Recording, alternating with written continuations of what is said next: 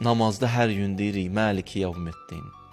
Maliki Yevmiddin nədir? Qiyamət gününün sahibi sənsən. Güya buranın sahibi kimi. Biz orada niyə deyirik? Burada demirik. Qiyamət. Çünki orada qiyamətdə hamı başa düşəcək ki, həqiqi mülkün sahibi odur. Burada hələ anlamır. Orada Allah sual verəcək məhşərə. Məhşərə verilən sualdır, ayədir bu. Limənil mülk. Mülk kimindir? Kim cavab verir? Hamı susur. Cavab vermək üçün gəlin mən öz dilimə sahibi olum. Deyim ki, sən. Mən dilimin də sahibi deyiləm. Allah bir anlıq götürüb hər şeyi.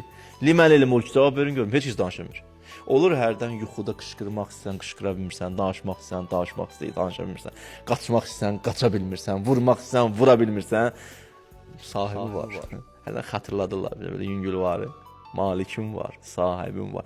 Orada bu qiyamətdə bu baş verir. Bütün məhşərə verilən sual limənil mülk. Sükut. Cavab özü verir Allah. Lillahil vahidil qəhqar. Mənəm bu aləmin sahibi. Anladınız indi? Ariflər bu dünyada bunu anlar.